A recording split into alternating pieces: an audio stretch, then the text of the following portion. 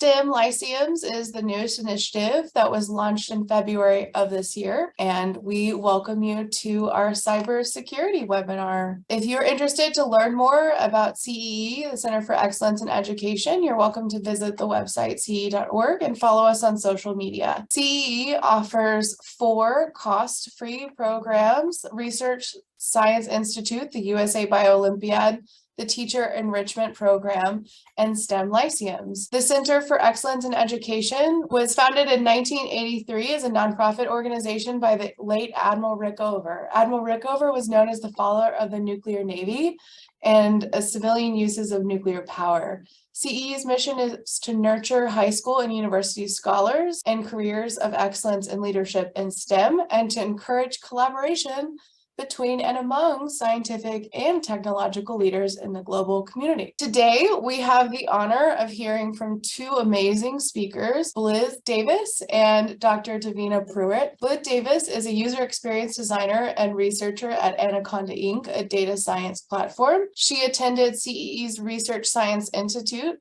and she received her BS from Duke University and an MA from Stony Brook University, both in mathematics. Before joining Anaconda's UX team, Blythe worked as a data scientist. And following her presentation, we will hear a presentation from Dr. Davina Pruitt-Mentle, who serves as a leader for academic engagement at the National Initiative for Cybersecurity Education. Prior to joining NIST, Dr. Pruitt-Mentle worked for NSF's National Cyber Watch Center, the Educational Technology Policy, Research, and Outreach, and at UMCP's College of Education as a faculty and director of Educational Technology and Outreach. Dr. Pruitt-Mentle has spent 20 years conducting research on student and educator cyber awareness and developing programs to help increase cybersecurity workforce pipeline. She received her BS from Virginia Tech, her master's from Lynchburg, and her Ph.D. from University of Maryland. And with that, I will kick it off to our first speaker, Miss Blythe Davis. Okay, hi everyone. My name is Blythe, and thank you, Mary, for that great introduction. This is just going to be a quick presentation about sort of my personal career path through data science and sort of my definition of what data science means, because I think it can be a bit of a daunting phrase that doesn't have a lot of clear meaning behind it. So I want to clear up what the day-to-day actually looks like there and tell you a little bit about my background and personally how I got there. So like Mary said, I'm a UX designer at Anaconda, which I'll tell you all about in a minute. But before that, I worked as a data scientist there. Also, I was a software engineering intern there. So these are all sort of related. I studied math in college and grad school, and I was a student of the Research Science Institute back in 2015. And I actually studied biochemistry, so nothing to do with data science. And before that, I was homeschooled. So if any of you are from non-traditional school backgrounds, hopefully this can just give you some ideas of what a career path can look like from there. All right, so first of all, this is really a low-effort joke. I work at Anaconda, which is a big snake that lives in South America, and it can be up to 30 feet long. And I learned that while researching these facts for this dumb joke, that they can actually eat other anacondas, which is freaky. But the one I work at is actually a data science platform. So I'll talk more about that in a minute, but it has a number of different products and features. The most famous one, if you've ever done any computer science, is probably Anaconda distribution. So you type like conda install package name, and that does something in Python, but if that means nothing to you, that's okay too. So it's the R in Python package manager. There are some options for package security. We offer online courses, a way to run Python notebooks in your browser, and it's a pretty small company. So I've had the opportunity to play a lot of different roles there in my sort of short tenure there, which has been great. Okay, another snake thing is Python. So if you haven't heard of it, it is a popular programming language that's used for all kinds of stuff. It's very big in data science. It's used for a lot of different data analysis and data visualization needs, and also for machine learning and AI. It can be used for scripting. It's used for a lot of back-end web development. So it is all over the place. Very flexible, versatile language. It can do a lot just on its own, but the reason Anaconda exists is because a lot of users need add-ons. So these are called packages, and this is just more Python code that you can download and add onto your original Python that you originally downloaded that make complicated tasks easier. So that is what I spend a lot of my time working with. Okay, So we talked about what Anaconda is, and we talked about what Python is. So now I'm going to talk about what data science is, since that is the theme of tonight, one of the themes. This is a diagram of what a lot of people think data science looks like. I actually got these steps from the IBM website, more or less, and it's sort of on the right track. So the idea is that the process starts with ingesting some kind of data, putting it somewhere, cleaning it up in some way, looking for patterns in it. Maybe you build some kind of machine learning model with it, maybe you don't. And then you communicate the result to the public, to your company leaders, whoever wants to hear it. And this is sort of on the right track, but in reality, this is not how most of my time is spent as a data scientist. It is a lot more complicated than that. It is a lot more cyclical, and there are a lot more steps. So for me, the job was really, we get questions from the public, my manager, the CEO, whoever's asking the questions. And the first thing you have to do is interpret the question, because when people ask a question in words, you have to be able to translate that into data, or into like math to do on your data. And sometimes words can be imprecise. So someone might ask, how many users do we have? Well, I don't know. What is a user? Is it someone who pays for our products? Is it someone who has a free account? Is it just any person who visited our website, whether or not they were signed in? So it can get in the weeds pretty fast. So the very first step is just to figure out, what does this person really want to know? And then you can figure out what kind of data you need to get. Once you have the data, maybe you'll find out, wow, this is in a very different format than I thought it was going to be, or we don't have the technical ability to get some different types of this data. For example, we might not be able to get like the country the user is from. So we're going to have to revisit our original question and figure out a different way to ask it. Then you go on to the whole data engineering process of storing it and processing it, and go through the whole same thing again. So you might store it and process it, and realize, oh man, there's some really big problems with this data. We need to go back and recollect it, or change the software we've used to collect it. There are a lot of intermediate steps. So then you go back and rephrase the question again. Next, you do exploratory data analysis, which is just looking for patterns in the data. This is a really fun part. I spend a lot of my time doing that. And once you've come up with some patterns, it might show something unexpected. So I'll talk about an example of when this happened in a minute, but you end up rephrasing your questions again. And then finally, you can build your model or communicate your results. And then once you have results, there are going to be a lot of follow-up questions. So you're going to go right back to the beginning and do it again. So it's a very cyclical process. It has a lot of different people involved, a lot of different steps involved, which is neat because it touches really a lot of different areas of a company or of science in general. Okay, so this is an example of one project that I've been working on recently at Anaconda that is a good example of these different steps of like reprocessing the data, rephrasing the questions, talking to all kinds of different people. We have a paid service that people can purchase memberships to. And like all services, we experience some level of cancellation. So people cancel their subscriptions, but we don't really know why. We have a lot of different data on our users. We have some information about what they do on our website. We have information about how long they've had their subscription, information about how often it gets billed. So they might get billed monthly or they might get billed yearly. We also have some demographic information like their job title, what industry they work in, stuff like that. And then we also have information about what kind of Python packages they're downloading, or we might have information about that depending on which level of subscription they have. So that's a lot of different stuff. We can't really just look at it and say, oh, look, a pattern. So we need to come up with some kind of model that's going to tell us, okay, with all these data points, what are the risk factors for somebody canceling? So then we can work on some processes to reach out and hopefully stop them from canceling. This is very jargony, and I'll talk through it in a minute, but basically the way we did this was by training a couple different models on past customer data.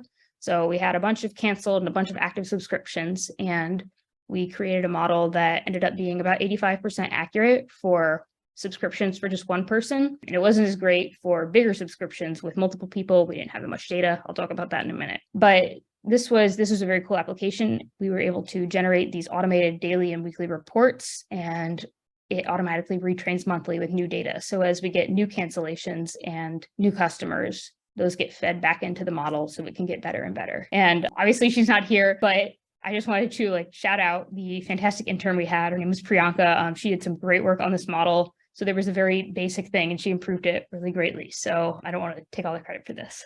She was great. All right. So what are these different types of models? What does any of this mean? We use two different kinds, XGBoost and random forest classifier. The random forest classifier is a little simpler. It uses decision trees to categorize data points. So what is a decision tree? It's basically a flow chart. You can see over on the right, I stole this picture from geeksforgeeks.org. Say you have the question, are we going to play tennis today? The decision tree for that might look like, well, what's the weather like today? Is it sunny, overcast, or raining? Is it overcast? Yeah, that's fine. It's going to be cool out, so we're going to go ahead and play tennis. And that's the end. That's like a leaf of the tree. If it's sunny, well, if it's too humid, we might not want to play. But if it's dry enough out, then sure, we'll play. And then if it's rainy, you do the same thing, except like, is it windy or is it not windy? So if it's not too windy, then we'll play. But if it's too windy, we'll play. So you see there's two different levels of decision making, the general weather outlook, and then depending on whether it's sunny or rainy, the humidity or the wind. And this is what a decision tree looks like. So the reason it's called a random forest is because we have a whole bunch of decision trees. So the forest is the collection of trees, and each of them is built from randomly chosen data points. Every tree in the collection is going to vote on what the categorization of each data point should be, each new data point should be. And whatever the winning categorization is, that is what the model will tell you as the result. So there are some pros and cons to this type of classifier. It's pretty easy to change the number of trees. You can change the number of layers. So those are things the user picks. And this is great because it's very simple to do, and you can pretty quickly find out, okay, what number of trees and what number of layers is going to give me the best accuracy. But some cons of it are it's not very efficient. It's pretty slow, and it can only be so accurate because it's just really a flowchart. So, there are some good and bad things about this, which is why we also wanted to use a different kind of model, the extreme gradient boosting, which I didn't find a very helpful picture to go along with it, but it's called XGBoost. It's not that different from a random forest classifier. It's just a lot more complicated, but it is also based on decision trees. So these trees are generated one at a time instead of all at once. So in the last one, we just popped up this entire forest based on randomly chosen data points at first. In this one, we have one tree at a time, and each successive tree is going to be determined by the one before it. So this is nice because it's really, really fast, and it's also often really accurate. So it's a good model, but it is really hard to tune because it's so complicated. And sometimes the results are a little bit specific to your data. So if you try with new data points, it might not do as well. So we use these to predict the cancellations, and we found a number of things, but one of them we found was that many of the cancellations were from credit card failures. When we were digging into the subscription types, we found out that lots of people just weren't updating their card, like it was expired or something. So we need to get people to update it.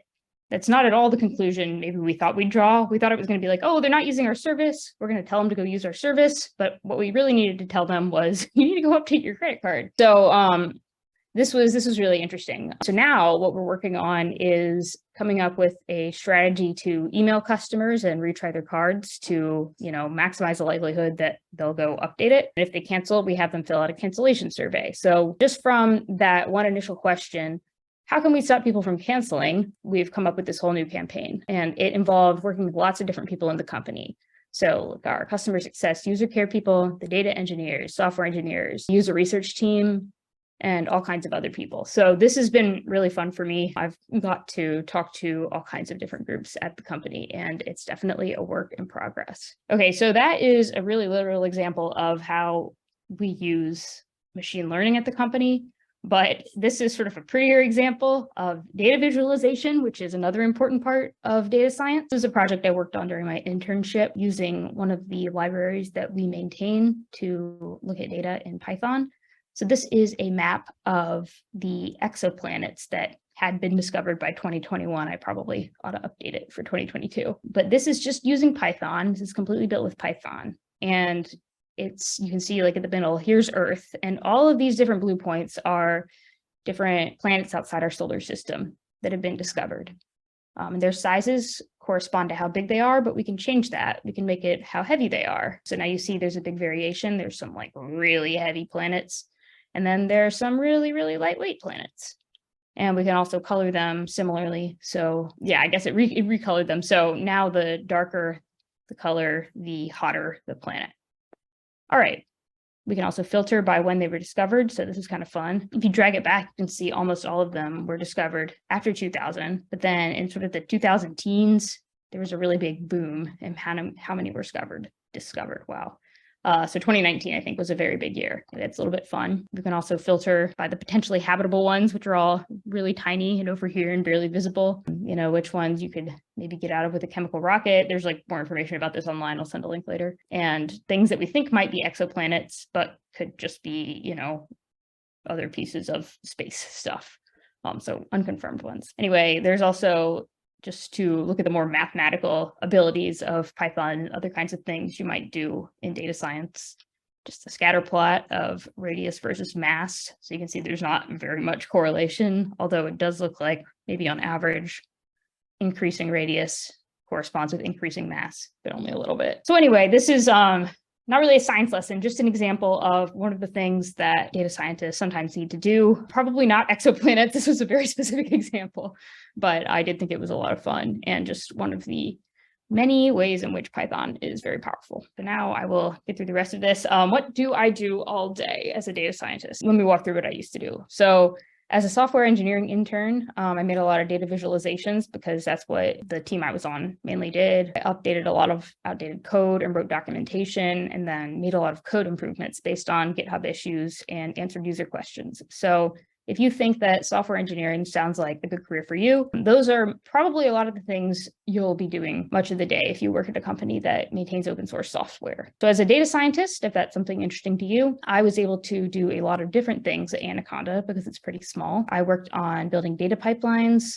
coming up with reports. I spent a lot of time meeting with managers and did a ton of exploratory data analysis. So that's looking for patterns in the data, building models, making data visualizations. It's a very varied job. At a larger company, you might focus on only one or two of these things. Now I work in the user experience department. So I'm a designer there, but I still do a lot of data analysis and data science. I also design web pages, analyze user behavior, work on surveys, and test different things on our website to see which get better engagement from our users. So one thing has stayed the same since I started in the professional world. Every single day has looked different. Anything to do with data science, I think, is always going to be a very varied and interesting job. And it's going to depend a lot on your company. It's going to depend a lot on the industry. But I really like it because nothing ever gets boring. And I don't know, I'm like appealing to the younger generation here. I'm showing my age, but I tried to make a meme about what I do.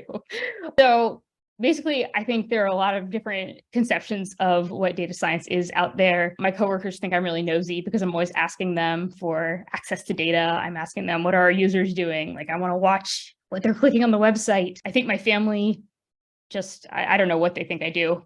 Just sit at my computer and, you know, code like in the Matrix. But, you know, what I really do is a lot of Python. So that is that. Sorry, try to skip the slide. So now I want to talk a little bit quickly about my background. I didn't study data science in school.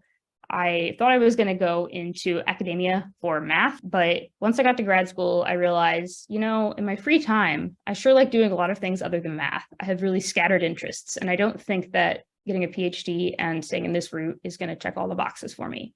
So math was engaging some of my interests, but not all of them. After a while of looking around and applying to jobs, I was able to find Anaconda, the company I work at now, and they took me on despite the fact that I had pretty much no computer science or data science background. I took AP computer science in school. Maybe some of you are doing that. I took one computer science class in college. I didn't have any applied math knowledge, really. I self-taught JavaScript and mostly learned Python while I was working. So I'm saying this just to show you don't need a background in data science to go into data science. Really, anyone can do it. It's not just the technical skills that you need. And also the same for the user experience, if that's interesting to you. I didn't have any design background, but I have managed to worm my way into the department anyway, and it has been a great learning experience. A heads up, I guess, for what the job search may look like, and it's going to look different for everyone, but it wasn't easy. So I applied to lots and lots of different internships and jobs when I was finishing up grad school. I actually reached out to CEE for help. It's a great network. I called Maite. I know she couldn't make it tonight, but she was very helpful to me. And it was a really tough decision to leave math. I didn't really know what I wanted to do. And I'm pretty young. I still don't know what I want to do forever, but I've kind of made my peace with it.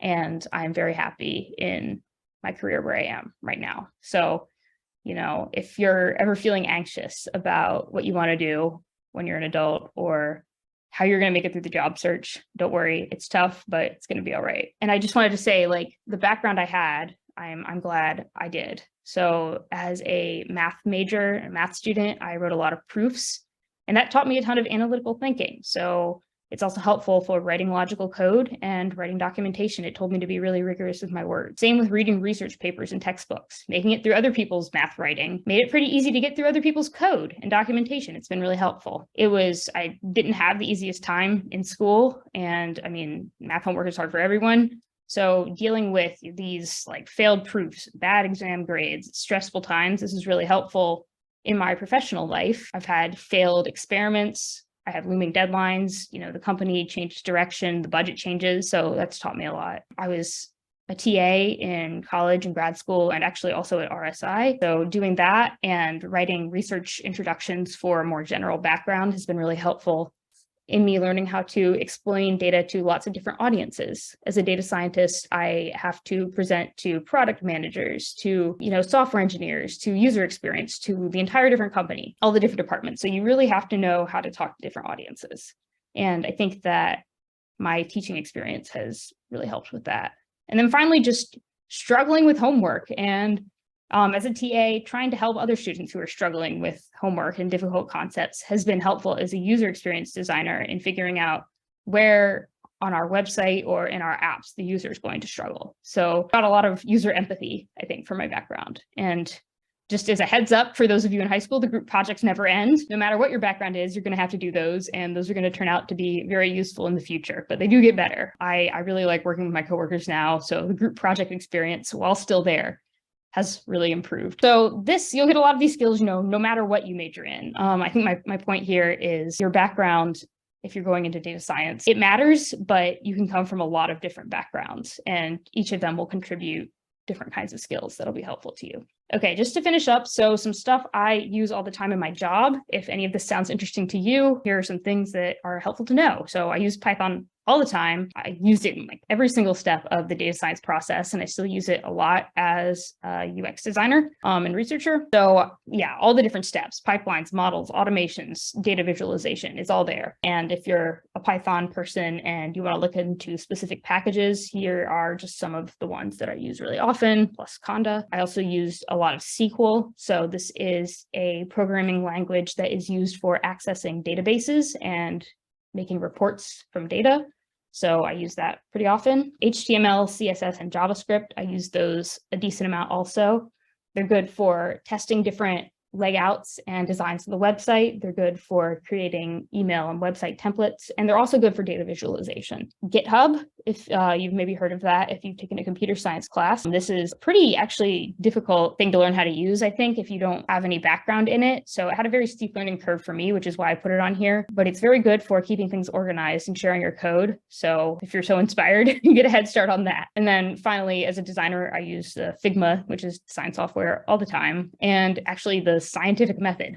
So if that is something that is coming up in some of your science courses or any of your research, that actually gets used a lot in my job. In user research, we design surveys and experiments, and understanding the logical flow of like, okay, question, hypothesis, materials and methods, data collection, data analysis. Understanding the flow of things like that is really important to getting accurate and trustworthy results. I called this soft skills with quotes because I don't really like that term. I think these are all really important skills. These have been useful in my particular professional life, but I'm sure they're going to be useful in any of them. So writing and communication is probably the most important thing that I learned in school that I use in my job, more important than any of my other background. Like I said on one of those very first slides, a lot of data science is figuring out what the right questions to ask are and what the stakeholder is trying to ask you. And so being able to communicate is really key. You also have to present the results to all kinds of different audiences. So again, writing and communication are really important. And then you have to write down what you did so other people can go back and read it later. And that again, writing and communication. Also having empathy is really important. In user experience, a lot of what I do is figure out, where is someone going to struggle on our website? Where do I need to make it easier for someone to complete the action that they're trying to do? Or why are people acting like this? Being empathetic can be really helpful. for that, and also for working in groups and teams, people with different backgrounds, it does make life a lot easier. Developing organizational skills is really critical everywhere. I'm sure you all heard that in different parts of life, but it's true. And then just having a sense of flexibility. I was saying earlier, stuff changes, budgets get cut, frustrating things happen. So being able to go with the flow when it's time to do that is really important. And then finally, it turns out a lot of my life is just Googling things and teaching myself things. So being self-motivated and being able to teach yourself, like developing kind of that muscle, can be very helpful in data science. Okay, so if any of this sounded interesting to you, I just wrote down some job career titles that you may want to look into. Data science, business analysis, data engineering, software engineering, also like ML engineering. And then UX research and UX design are also related. So that's what I do now. And then finally, if you have any questions or you want to just reach out to me, you can email me there, or I'm on LinkedIn. If you use that, you can also find me on there. So yeah, thank you for coming. Awesome. Wonderful. Thank you so much, Blythe. I apologize for mispronouncing your name earlier. Fantastic presentation, such great information. And we will go ahead and move right on into our next speaker, which is Dr. Davina Pruitt-Mentle, who serves as the lead for academic engagement at NIST. Thank you so much for allowing us to be able to share with you. As was mentioned, my name is Davina Pruitt-Mentle. I serve as the lead for academic engagement within the NIST program office. That's the National Initiative for Cybersecurity Education. And that is led by NIST, the National Institute of Standards and Technology, which is part of the U.S. Department of Commerce. So that's a lot of acronyms, but I'll get into a little bit of some of the work that we do a lot of work on. But let me just, first of all, and someone will have to kind of monitor this, but I wanted to throw it out to some of the students. And just as kind of a little prompt to ask, if you were a cybersecurity worker or a professional, what would you be? What would you say if you were a cybersecurity person? So, and I'll have to ask somebody to kind of monitor what is typed in there. Just if I could have one or two suggestions. No, I think we got a quiet bunch tonight. Oh no, okay. So the reason that I asked this question is in the NICE program office, our federal mandate is to develop a strategic plan for the nation that we deliver to Congress every 5 years on how to develop the cybersecurity workforce.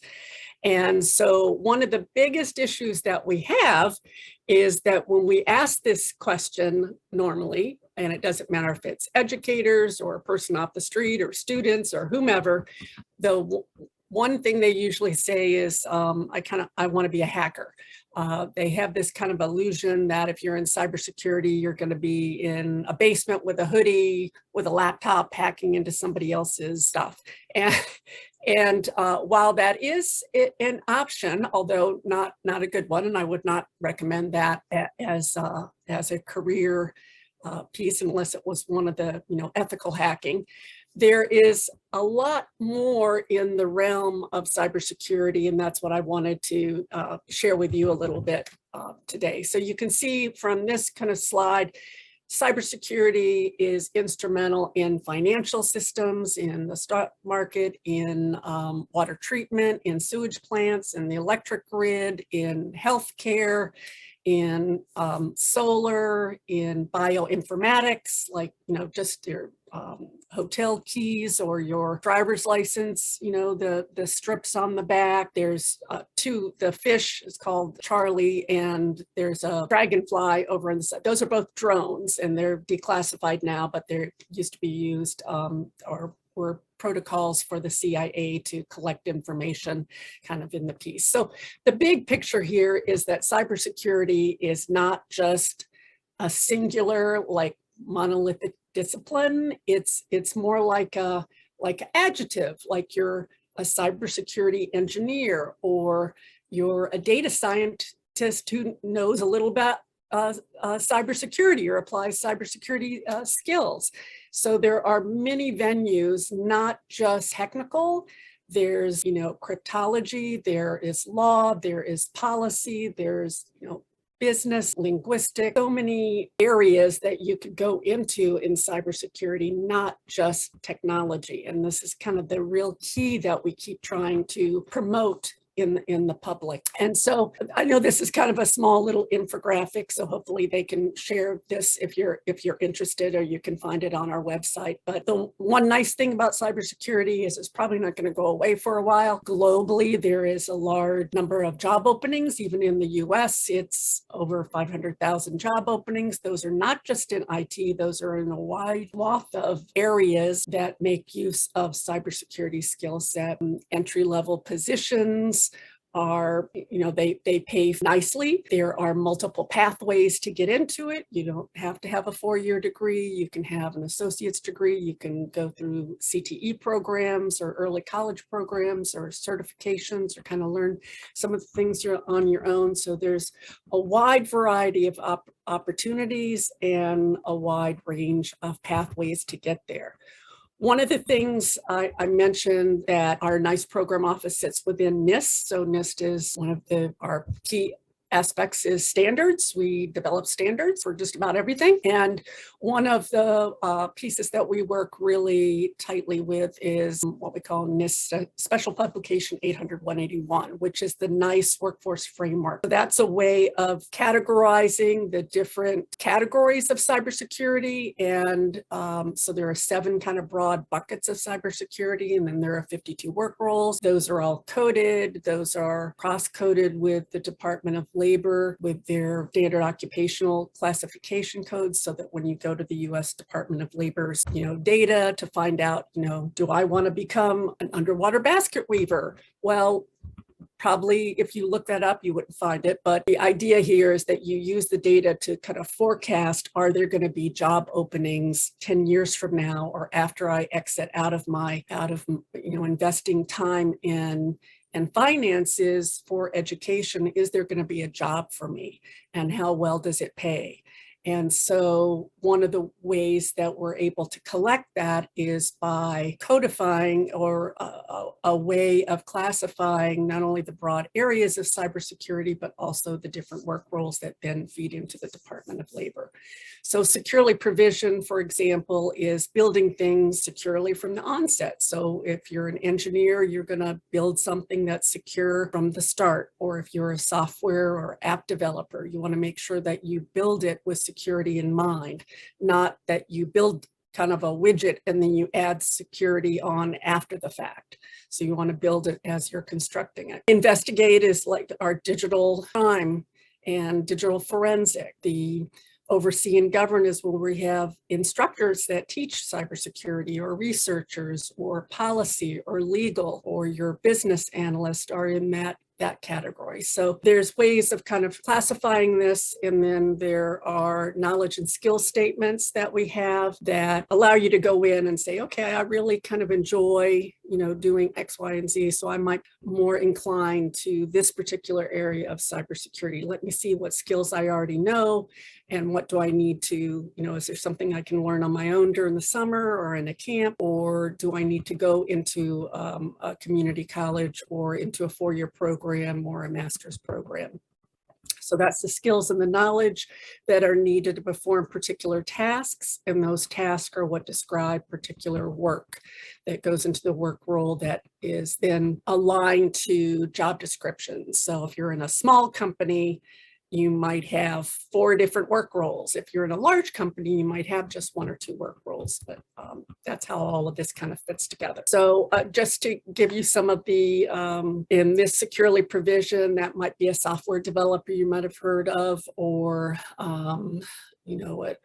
a systems developer, or a security architect. In the investigate category, cyber crime investigator, forensics analysis, cyber defense forensics analysis. So you can go through kind of all of these, but I'll let you kind of do that on your own. And then there are all the skills that are aligned, just like standards, and teachers have to kind of, have curriculum that they try to present to you in terms of what the knowledge is and the skill sets. So those have all been kind of laid out so that it makes it a little bit easier for people to figure out what what their interest is and what they need to maybe fine tune on their own, or if the area that they want to go into, so that you're not investing a lot of time and money in something that then turns out to be not something you're interested in down the road. There are 6 knowledge statements that we find across all the 52 work roles and future work roles coming up. And basically just to be a really good cyber security steward or a good citizen. And that is, knowledge of computer networking concepts and protocols and methodologies. So, how do you connect your gadgets, and how do you make sure that they're secure? The risk management procedures. So common things like you probably want to have, password protection on your cell phone, or even better yet, have your biometrics as well as a password. You want to know or at least understand some of the laws and some of the regulations and some of the policies. That's kind of in the news here of late, even at this morning, with some of the issues that they're having with TikTok and the amount of data that's collected, and trying to, kind of weigh, am I really concerned about, the collection and what they're going to do with that data, or am I okay with it? So understanding those, and as well as the ethics, and then, threats and vulnerabilities, and just being aware of differences from fake news to, spamming and fraudulent, and don't click on links, and all those kind of basic pieces, as well as what do you do when cybersecurity does go down, when something does happen? What are some things? Do you have all the pictures on your cell phone that you don't want to lose? Have you ever backed those up? Have you ever pulled those pictures off and saved them somewhere else, so if something happens, you still have that? So those kind of, just basic concepts are important. Another important piece that I think is really interesting, or something to consider if you want to go into whatever career field you're in, is looping back to that understanding of, you want to find something that you're passionate about and that you're really interested in, but before you put a lot of time and a lot of money into whatever it might be, certifications or training, or continuing on into college 2 or 4 year, you want to make sure that there's a job afterwards that's going to employ you. You don't want to go into something that then you find out it's going to be really hard to get a job. And so one of the tools that we help support, it's called cyberseek.org, and it is put together by CompTIA, and they basically scrub all the different job boards that are out there for anything related to cybersecurity, and they have this heat map. And the heat map allows you to go in, and it gives you a snapshot. For example, here at a national level at this point in time, when I did the screenshot, there were 714,000 plus job openings in the US for cybersecurity jobs. But you can also use it to try to drill down into your state. You can drill down into your particular regions, so maybe you decide you don't want to stay wherever you're living now, you want to move somewhere else.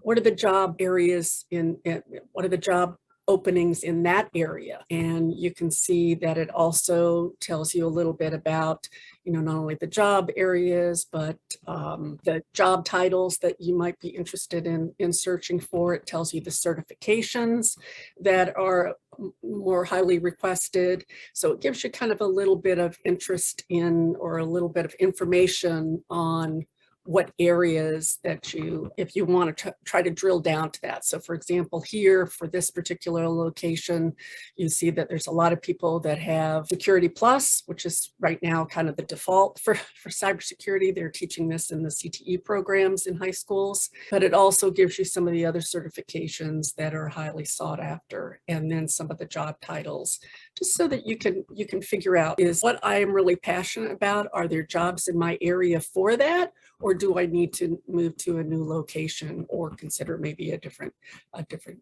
job area? So as I mentioned, you can kind of drill down into the rural areas, urban areas. You can look for government jobs or the public domain set. So it's just kind of an interesting piece. They also have a career pathway map that's also interactive. So the common feeder roles, those are ones that are more kind of entry level or feed into the entry level positions. And then from that, you can click on and you can see, if I do want to go into, I want to become a penetration tester. So in other words, a hacker that a white hat hacker or someone who is actually paid to try to break into systems to see where the vulnerabilities are so that they can be fixed. What are ways that I can get there? And then once I am there, what are ways that I can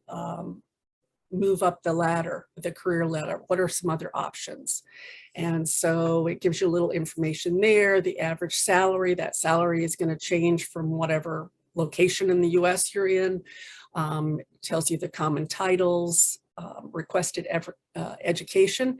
And keep in mind, some of these are just certifications. So you could get out of high school and just on your own during the summer, learn kind of on your own, just like the speaker before was talking about, and sit for a couple of these certifications that could get you into your foot in the door with some entry level positions.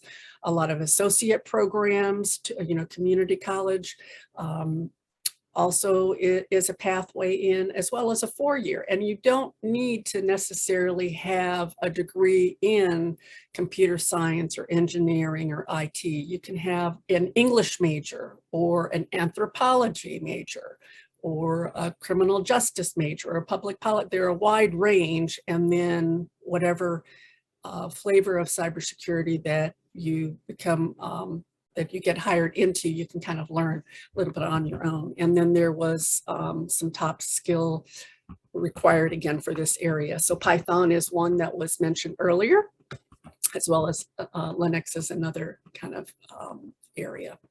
So just going on to a little bit of my background. So kind of shifting here real quick, just so that we can watch the time. I also am not a cybersecurity background, biochemistry by trade, so similar to the previous speaker.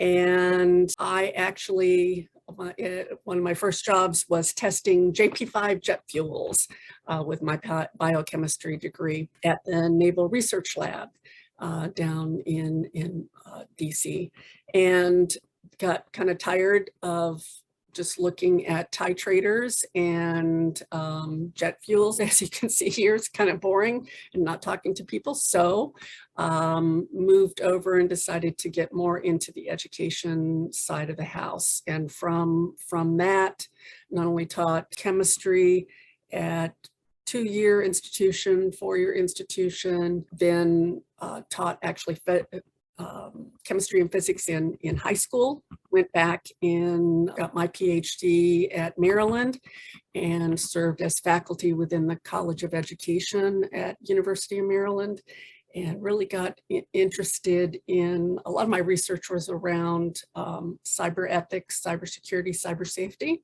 So how to change behavioral aspects of folks like you, and what you should do and should not do, and how to be more cautious in your using of technology, and also how do we engage educators to help in that area, and then also what careers connect with this new technology. So that's where a lot of my work went, and through that was able to get several National Science Foundation grants that focus on that, on having youth look at careers in IT and technology.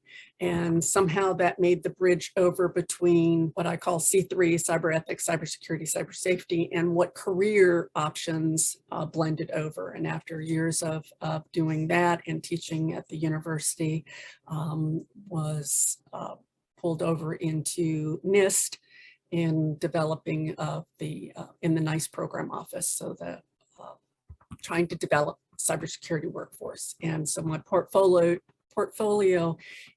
does look at the whole landscape from K-12 up through our postdoctoral students, but a large portion of the portfolio is in K-12. just wanted to give you a couple of, if you are thinking that you might be interested in going into cybersecurity, I mentioned to you the tool in CyberSeek. There's also Build Your Future, which is another tool that the Department of Labor has.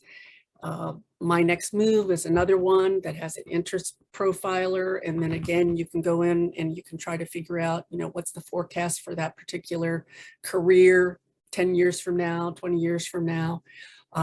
There's another one called Career One Stop, which is another way to look at your particular interest and try to connect that with cybersecurity or outside of cybersecurity as well.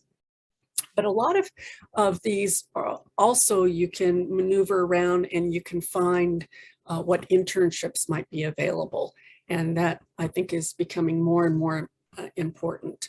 So just if you're interested in cybersecurity, or you think you might be interested in cybersecurity, explore all the different categories, all the different work roles to see what might pique your interest.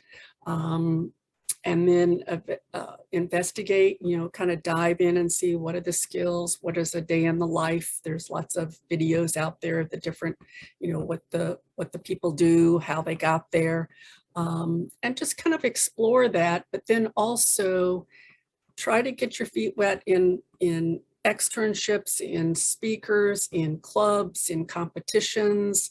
There's lots of ways that you can find out if this is really for you and where you might be interested in at your school or in your local community. And so I think that is a great way to do that. The USA Jobs Profile, even though this is for federal workers, but there are also some great internship opportunities, some paid, some not paid, but it's a great way to again, try to get that experience.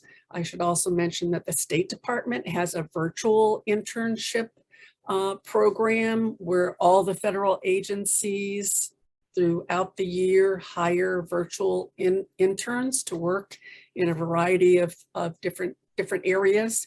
And again, it's the networking piece of entering into the workforce and kind of meeting people and not only have mentoring experience, but also that networking that helps you kind of land the next type of job, if you will. And then just very quickly from NSA, the National Security Agency, the top 5 career fields. So they talk about STEM and foreign language, business, accounting, as well as the typical, stereotypical counterintelligence and security aspect, which is what most people assume is at NSA, but they also hire a great deal of other folks as well. U.S. intelligence careers is another great job exploration tool. And what a lot of people don't realize is that there's actually, when you think of intelligence, you think of like the CIA, the FBI, but there are actually 17 separate organizations that unite to make up the intelligence community. And so those are everything from the national security intelligence, the terrorism and financial intelligence, NSA, of course, the National Reconnaissance Office, Naval Intelligence, CIA, the Coast Guard Intelligence. So there are all these different agencies, and each one of them have an area that combined make up what you probably think of when you think cybersecurity, because you think of what's on television and so forth. So the big takeaway here is just to keep in mind that cybersecurity is not just one thing, and it's not just technology. It is across the board everywhere. It is in banking, water. There's a picture here of the dams, the air traffic control, the traffic patterns, healthcare, cloud computing, aviation, everything, any and everything, even our tractors for agriculture have cybersecurity in it, and the irrigation systems, there's a component of cybersecurity, so it is everywhere. And there are multiple pathways to get there. So I mentioned that you can have 2-year, 4-year, have a degree in a non-STEM area, in a STEM area, in engineering, in computer science, in English, anthropology, you name it. There's something for everyone, and there is a place for you in cybersecurity. And most importantly, is that cybersecurity is a team sport. It is something that is really necessary to have diversity, because the only way that we're really going to make a dent in fixing some of the issues or some of the vulnerabilities is by looking at problems differently. And the only way that we look at things differently is if we come from different perspectives, come from different backgrounds, come from different trains of thought. And so it's really important for everyone to see kind of their role in cybersecurity and think that they have a piece to help make this nation safe and for economic prosperity. So I'll stop there. I have my email there if you, or you can find me on LinkedIn as well. And I hope that some of you will consider thinking about an area of cybersecurity, because we sure need it. Awesome. What a wonderful presentation. I am always astounded about how many resources the federal government is putting out to help students find STEM and get the training, experience, understanding they need. So just wonderful presentation. Thank you so much. I will go ahead and bring Blythe back to the screen. There we go. We have a few Q&As and we are running a little out of time, but the questions have really been centered around like, what is the next steps for high school students? So if their classes don't offer like computer science courses, and then if they are looking for internships, you know, what should they look for and what kind of skills would they need? So it's very applicable to both of you. So whoever would like to start. I'll just say, I think both of us were discussing the same thing, is you don't need to have a technology background. You can come at it from any perspective. And a lot of what we learned today, and this is where this convergence, all of these different disciplines, whether it's data science or quantum or IoT or AI or you name it, there's something coming out every day. Space science, that's the new one. They're all converging together, so that it's becoming more of an interdisciplinary approach. And so you can enter into whatever area you want, a lot of times by just learning on your own. So just learning, going to Google and just finding, courses or finding resources and kind of learning on your own. And that's a great skill set, because I will, when places like Google do internships, a lot of times they'll just, or not internships, but do interviews. What they'll do is they'll give you a task to perform and then say, okay, here's your interview question. And they give you a problem, and you have to figure out how to solve it. Well, the people that solve it are the ones that just get on and Google and figure it out. Or you can, think of any technology company that does the same. So it's being able to learn how to learn is the big piece. And so that's one thing I would say. Yeah, I totally agree with that. Learning to learn is very, very important. And just to address the specific question on internships, someone asked, do you have any advice for what a student should look for in an internship? And I think, I don't know, that's a tough one. I'm a little biased because of my experience. I'm very happy that I interned with a small company that was growing fast. It was sort of in a startup stage, because I was able to have a lot of responsibility really fast and to see a lot of different sides of the company and to work with a lot of different people. But if you're looking for something that is more specific and more structured, maybe you know better exactly what you want to do, then maybe an internship at a larger company with a more developed older internship program is for you. Definitely in the interviews, ask about mentoring and what kind of like teaching resources they have for interns. Figure out, I don't know, I don't know what else. I think that's really the big one. Just making sure that there are people there who you can ask for advice, who can, show you what it's actually like in the day to day, I think is so important. Awesome. Well, thank you so much, ladies. We will go ahead and end for the night. And thank you to everyone who was able to join us. This was our last STEM Lyceums for 2022, but we hope to see you in 2023.